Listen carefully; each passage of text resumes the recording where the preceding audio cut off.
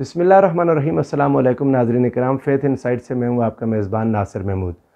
आज आपके साथ जो मज़मून डिस्कस करना चाहता हूँ वो है ऑनर किलिंग, गैरत के नाम पर कत्ल। ये क्या है, कब से शुरू हुआ, इस्लाम इसके बारे में क्या कहता है, इन सारी बातों पर हम गुफ्तगू करेंगे। इस्लाम का मौक़िफ़ मैं एंड में जाके पेश करूँगा। पहले मैं चाहता हूँ कि हम इसका हिस्टोरिकल बैकग्राउंड देखें और मालूम करने की कोशिश करें कि ये कब हुआ पहली बार गैरत के नाम पर कत्ल। वैसे आजकल आप देखते हैं आए रोज़ आपको टीवी ड्रामों में, प्रोग्राम्स में, अखबारों में, मुख्तलिफ़ जगहों पर ये चीज़ें मिलती रहती हैं कि गैरत के नाम पर कत्ल कर दिया, बाप ने बेटी को, भाई ने बहन को, खावंद ने बीवी को, जब उसको बुरे अमल में देखा, फहश अमल में, किसी गैर मर्द के साथ देखा, एक्स्ट्रा मैरिटल रिलेशनशिप में देखा या कोई ऐसी बात देखी तो इंसान का खून भड़क उठता है, इंसान गुस्से में आ जाता है, फिर अपनी गैरत की वजह से उस पर अमल कर देता है, यानी उसकी जान ले लेता है। ये जान लेना कैसा है, इस कत्ल की सज़ा क्या है, या इस कत्ल को कहाँ तक जस्टिफाई किया जा सकता है। नाज़रीन किराम, अगर हम इसको तारीख़ में देखें, इसका पस मंज़र देखने की कोशिश करें तो हमें एक जो चीज़ मालूम होती है वो ये कि इसकी तारीख़ हमारे अपने जो रिटन डॉक्यूमेंटेड हिस्ट्री है, ग़ालिबन उसमें ऐसी कोई बात नहीं मिलती कि कोई पहला कत्ल मिला हो। यकीनन ये बहुत पुराना काम है, बहुत पुराना काम है। हम अगर वेस्ट की तारीख़ देखें, ईस्ट की तारीख़ देखें, अरब में, अजम में, लैटिन अमेरिका तक, जहाँ जहाँ हम जाते हैं हमें उनके पुराने से पुराने लिटरेचर्स के इसके क्लूज़ मिल जाते हैं कि हर ज़माने में, हर मुआशरे में, हर तहज़ीब में, हर कल्चर में लोगों ने ऐसे एक्शन लिया और इस बुरे फ़ेल को किसी ने भी बर्दाश्त नहीं किया। इसको बर्दाश्त कोई नहीं कर सका और इस पर लोग एक्शन ले जाते रहे। पहले जब मुआशरा आज़ाद था तो ख़ानदान का कोई बड़ा शख्स उस पर एक्शन ले लेता, जो ख़ानदान का बड़ा होता, कोई बाप, दादा, या कोई अगर एक्सटेंडेड फैमिली है तो उसका जो सरदार होता था। फिर ये घर मिल के कबीले बनते गए तो जो कबाइल के सरदार होते थे वो फ़ैसला कर देते थे। जब ये चीज़ बढ़ती चली गई, रियासतें वजूद में आईं, कवानीन बन गए और इंस्टीट्यूशंस वजूद में आ गए, तो फिर इसकी शक्ल लीगलाइज हो गई और इसको एक इंस्टीट्यूशंस के तहत सज़ा देने का अमल शुरू हुआ। हम जब इसकी सज़ा को देखते हैं कि कब से ये इंस्टीट्यूशंस ने इस पर कब से सज़ा देनी शुरू की, तो हमें जो बात मिलती है हदीस मुबारका से वो ये कि तौरात के अंदर भी इस बुरे अमल पर, यानी किसी के अगर साबित हो जाता कि उसने ये बुरा अमल किया तो तौरात भी उस पर रज्म की सज़ा देती है, यानी स्टोनिंग, पत्थर मार मार के ऐसे शख्स को हिलाक कर देना, ख़त्म कर देना। ये सज़ा हदीस पाक मिलती है, मुस्लिम शरीफ में भी है, बुखारी में भी है। चंद यहूद कुछ लोगों को उनका मुंह काला करके वैसे चला रहे थे और आके तो जहाँ सल्लल्लाहु अलैहि वसल्लम ने जब देखा, लंबी हदीस है वो बयान नहीं करता, लेकिन मुख्तसर यही कि आके तो जहाँ सल्लल्लाहु अलैहि वसल्लम ने उन्हें तौरात के अंदर से रज्म करने की सज़ा दिखा दी कि ये तौरात के अंदर मौजूद है। लेकिन वो लोग अमीरों और गरीबों के लिए कवानीन डिफरेंट रखते थे, तो आका दो जहाँ सल्लल्लाहु अलैहि वसल्लम ने वहाँ उनको उनके अपने कवानीन के मुताबिक ये सज़ा दिखा दी। उसके बाद अगर हम वैसे अपने अरब मुआशरे को या रसूलुल्लाह सल्लल्लाहु अलैहि वसल्लम के ज़माने से हट कर अगर हम देखें तो सारे मुआशरों में ये चीज़ हमें तकरीबन मिलती है कि इज़्ज़त और शर्म के नाम पर कत्ल को जस्टिफिकेशन हमेशा मिलती रही। लोग कत्ल करते थे, उसको जस्टिफाई कर देते थे, और फिर ईस्ट हो या वेस्ट हो, ये सारी सोसाइटीज़ में आपको बराबर ये चीज़ मिलेगी। आप अगर ज़्यादा दूर ना जाएं, बरतानिया में हेनरी 8, उसकी बीवी जो 5वीं बीवी थी, ऐसे ही अडल्ट्री के इल्ज़ामात पर उसका सर कलम किया गया। आप शेक्सपियर के सारे नावल्स पढ़ लें, आप उसका ओथेलो देखें, उसकी डेस्डिमोना को देखें, उसकी जो हीरोइन है उसके साथ क्या हुआ। उसके अलावा अगर आपने रोमियो और जूलियट को देखें, उसके और कई नावल्स को, ये नावल्स असल में उस ज़माने के मुआशरे की सोच और फ़िक्र तो दिखाते हैं ना कि जो मुआशरे में हो रहा होगा उसी को उन्होंने डिपिक्ट किया। तो आपको ये सारी चीज़ें इतने पुराने ज़माने में वेस्ट में भी, ईस्ट में भी, अरब अजम में, हर तरफ मिल जाती हैं कि लोग ये काम करते थे। हुज़ूर सरवत दो आलम सल्लल्लाहु अलैहि वसल्लम के तशरीफ़ लाने से पहले अरबों में जो एक बुरा रवाज था बेटी को ज़िंदा दरगोर करने का, मुझे नहीं मालूम कि उसको इस ऑनर किलिंग में ला सकते हैं या नहीं, लेकिन उसके पीछे अगर रीज़न को देखते हैं तो वो यही थी कि हमारा कोई दामाद ना हो या बेटी हमारी इज़्ज़त ख़राब ना कर दे। जायदाद वगैरह का इतना मसला नहीं था, तब ज़मीनें इतनी महंगी नहीं थी जो आज मुआशरा मसला बन गया कि बेटी को ब्याह के दे देंगे तो ज़मीन देनी पड़ जाएगी, तब ज़मीन का इतना मसला नहीं होता था। वो ऑनर थी, इज़्ज़त थी, उनका बड़ापन, उनकी नाक, उनकी इज़्ज़त, उनकी शर्म, तो गालिबन मुमकिन है कि उसको भी इसी में लाया जा सके। लेकिन जब हुज़ूर सरवरद आलम सल्लल्लाहु अलैहि वसल्लम शरीयत लेकर आए, आक़ाए दो जहाँ सल्लल्लाहु अलैहि वसल्लम की शरीयत मुक़द्दसा से पहले हम ये देखते हैं कि इसी ऑनर के नाम पर बड़ी बड़ी लंबी तवील जंगें भी लड़ी गईं।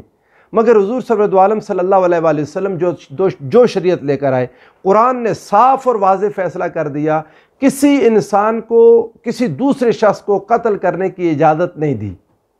रब्बे ज़ुल जलाल ने इरशाद फरमाया, वमन क़तल मुअमिनन मुतअम्मिदन फ़जज़ाउहु जहन्नम ख़ालिदन फ़ीहा। रब्बे ज़ुल जलाल ने फरमाया, जिसने किसी मोमिन को जानबूझकर कत्ल कर दिया उसकी सज़ा हमेशा हमेशा की जहन्नुम है। वग़ज़िबल्लाहु अलैहि वलअनहु, उस पर अल्लाह का गज़ब है, अल्लाह की लानत है। व अअद्द लहु जहन्नम, उसके लिए जहन्नम तैयार कर ली गई। वसाअत मसीरा, और कितनी ही बुरी जगह है उसके ठहरने की। आप अंदाज़ा करें, इस्लाम कबूल करने के बाद ये सज़ा किसी और जुर्म के लिए नहीं अनाउंस की गई, फ़कत किसी मुस्लिम जान को कत्ल कर देना और उसमें बज़ात खुद एक्शन लेना। हुज़ूर सरवरद आलम सल्लल्लाहु अलैहि वसल्लम के पास आप आएँ, अगर किसी पर किसी को शक हो और कोई उसके पास 4 गवाह ना हो, वो एक्शन नहीं ले सकता। आक़ाए दो जहाँ सल्लल्लाहु अलैहि वसल्लम ने इसके लिए कानून क़ज़फ़ लाया। क़ज़फ़ क्या है? क़ज़फ़ ये है कि अगर कोई शख्स किसी पर इस तरह का इल्ज़ाम लगाए, ज़िना का, इस अडल्ट्री का, इस फ़ोहश हरकत का, तो लाजिम है कि 4 गवाह पेश करे। अब वो 4 गवाह जो गवाही देंगे, अगर वो 4 गवाह नहीं ला सका तो हद्द क़ज़फ़ ये है कि ऐसे शख्स को 80 कोड़े मारे जाएंगे और हमेशा हमेशा के लिए इसकी गवाही मरदूद हो जाएगी, ये गवाही नहीं दे सकेगा।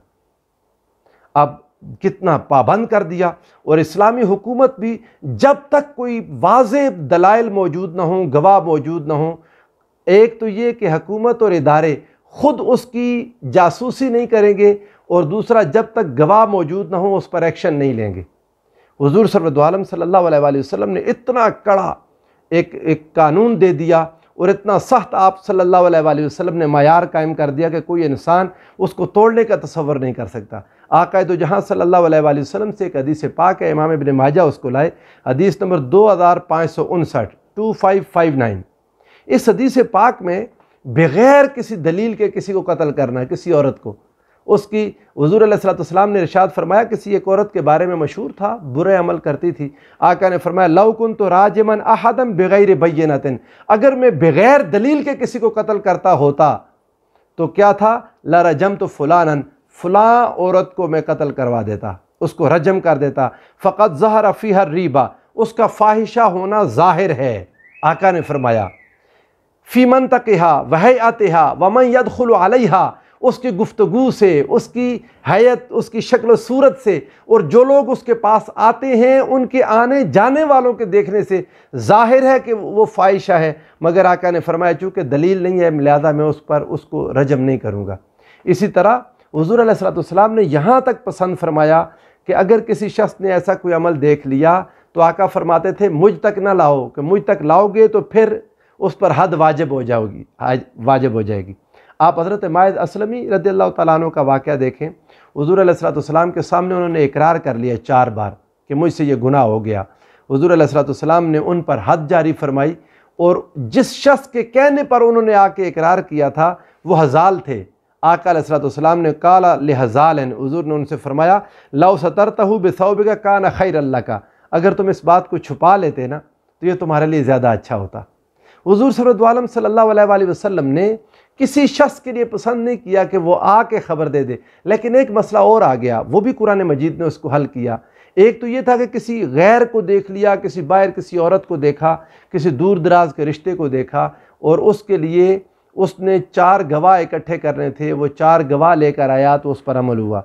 लेकिन एक सवाल ये खड़ा हो गया कि अगर किसी शख्स ने अपनी बीवी को ऐसे बुरे अमल में देख लिया तो अब वो क्या करे।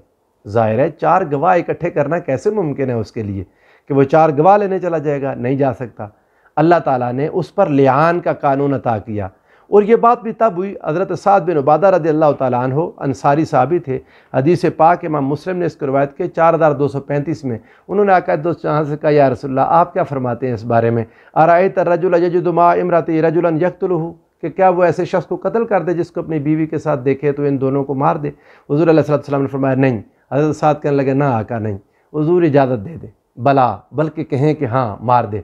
तो इस पर आका अलैहिस्सलातु वस्सलाम ने फरमाया, लोगों सुनो तुम्हारा सरदार क्या कहता है।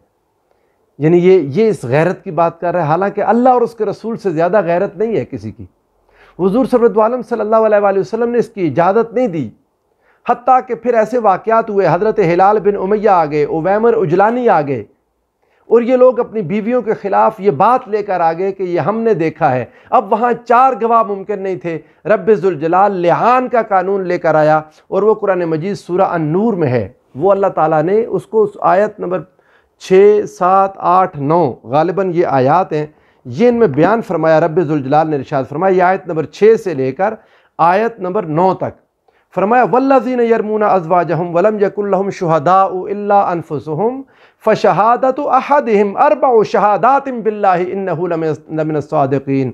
जो शख्स अपनी बीवियों के बारे में, जिन लोगों को ये शिकायत हुई और वो उन पर बदकारी की तोहमत लगाएं और उनके पास गवाह न हो, तो फरमाया उस एक शख्स की अपनी गवाही ये है कि वो 4 बार अल्लाह की कसम उठाए और कसम उठाकर गवाही दे कि वो इल्ज़ाम लगाने में सच्चा है, और फिर 5वीं कसम उठाए, वल खामिसतु अन्ना लानतल्लाहि अलैहि इन कान मिनल काज़िबीन, कि अगर वो झूठा है तो उस पर अल्लाह की लानत हो।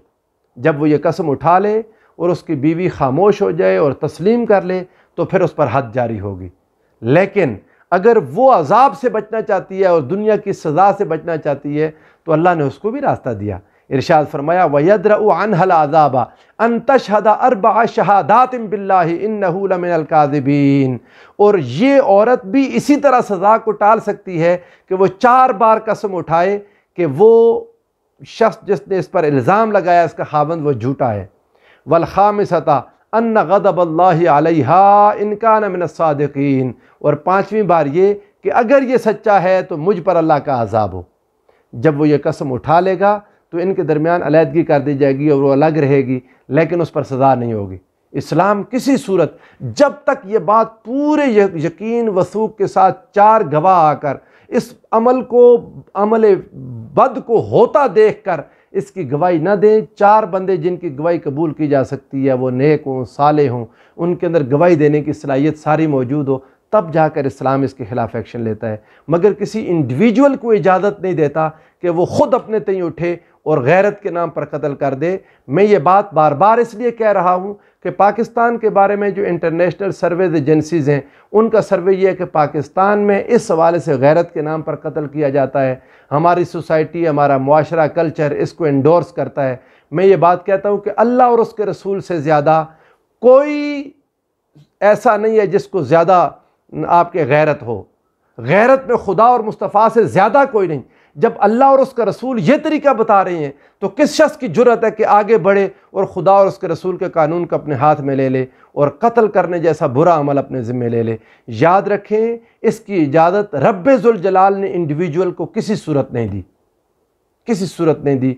उसको कानून के कटहरे में लाया जाएगा और ऐसा जिसने अमल किया उसको भी कानून के कटहरे में लाया जाएगा। अल्लाह ताला में दीन इस्लाम को समझने की तौफ़ीक़ अता फ़रमाए और अल्लाह और उसके रसूल के कवानीन पर अमल करने की तौफ़ीक़ अता फ़रमाए। वस्सलामु अलैकुम व रहमतुल्लाहि व बरकातुहू।